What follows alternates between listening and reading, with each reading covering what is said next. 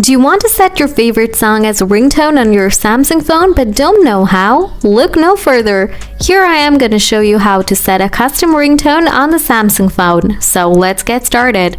First, go to the settings, scroll down a little bit, then tap on sounds and vibration.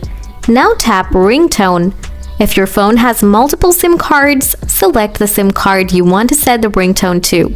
After that, you will see a plus icon on the top right corner. Tap on it. Now you can see your song list. Make sure to have the song in your phone.